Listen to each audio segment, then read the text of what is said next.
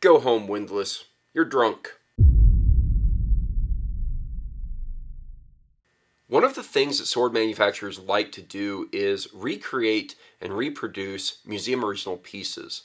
And this is actually really great for a collector such as myself because I enjoy going to museums, bouncing around from museum to museum and looking at their collections and looking at their original artifacts that in many cases represent a very unique time slice out of history. And to know that I can then potentially go and buy a reproduction of that weapon really excites me because I like to have that kind of representative history.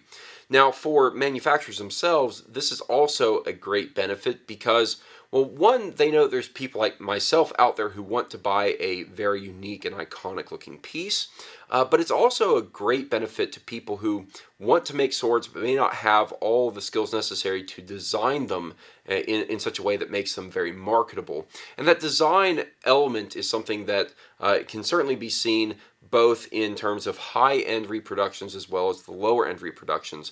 So certainly you have museum reproductions coming from companies such as Albion, but you just as much have these reproductions coming from Topeka or Windlass. And I'd like to talk about Windlass because in their efforts to reproduce museum originals, namely ones from the Wallace collection, which is probably one of the most common collections to be kind of used to recreate museum originals, they don't always get it right, and sometimes with rather hilarious results that are just befuddling. And I'd like to talk through those and give some examples and just have a bit of fun in kind of a 2-video series because I have 2 Windlass swords that represent this. And I'd like to start with this one. This is the Windlass German Bastard Sword. And it's based on a piece from the Wallace collection. But there's something very wrong with it. And if you look at this just kind of head on like I'm holding it, you'll notice that it is a 1.5 hand sword, so I can actually use it with 2 hands. But there's something wrong with the proportions, namely the length of the blade.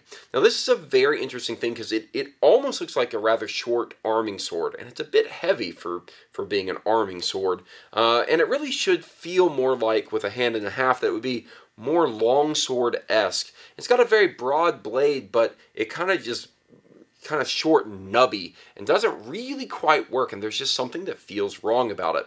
And in fact, because of this design, it almost feels off in terms of weight and handling as well. Well, the interesting story behind this particular sword, and it's actually the reason I bought this sword, because as much as I love good, well-made swords, I also like swords that have a story behind them. Even if they're reproduction, it can have a good story. There's a good story behind the end result of this sword, and that is that when they took the measurements for this sword, they took quite a few measurements, but they took some really key ones. The first key measurement they took was the length of the hilt, and they knew that it was roughly 8 inches long or so. And then they took the length of the blade, and then they took the overall length of the sword. And when you have those 3 measurements, it's actually a really good indicator for all the rest of the dimensions and properties of the weapon, because you can basically reverse engineer most other aspects except for maybe things that are edge on, such as the overall width or thickness of the blade and the taper. But you can certainly get most of the key aspects of the blade profile. But what Windlass did wrong, rather infamously, is they accidentally replaced the overall length with the length of the blade. And I guess somehow they lost their measurement for the length of the blade original as well as the overall length original.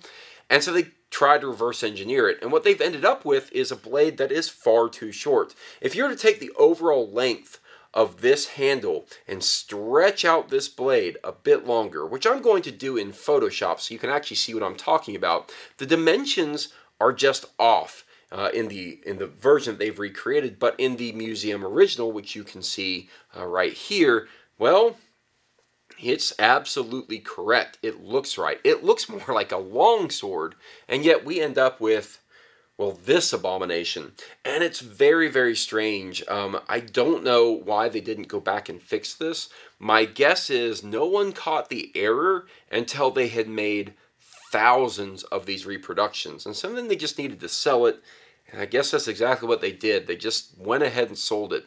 It's a little bit disappointing because a lot of elements of the build of this sword would be really great if it was based on the original version, because it would be a great sword to have a replica of at a low price point. But unfortunately, even at a low price point, you're getting a sword that just isn't quite right. It's not quite an arming sword, not really quite a hand and a half or bastard sword, not really a long sword. It's really not much of anything, and that makes it rather unique and a little bit fun to talk about, and an interesting addition to my collection, even though I think it has little value as a good functional weapon. I mean, maybe a little bit of value, but certainly not on the level that I would like to see normally. But I do think it's very funny, and I do think this is one of those cases where Windlass failed to kind of meet their expectations and create a weapon that is a good, accurate reproduction and inexpensive, so people like myself can get a nice museum original reproduction. Oh well, maybe some other company will make a good reproduction of it, and I get that as well. And then hold them up side by side and tell this story all over again. For the next video, I'd like to cover what I think is actually a funnier sword in terms of how it was messed up by Windlass, as well as the fact that I had no idea Windlass had made a replica of this sword until fairly recently. So it's going to be a little bit more of a lengthy story, and I want to tell it in its fullest, so check out the next video in this very brief series as I talk more about Windlass's faux pas.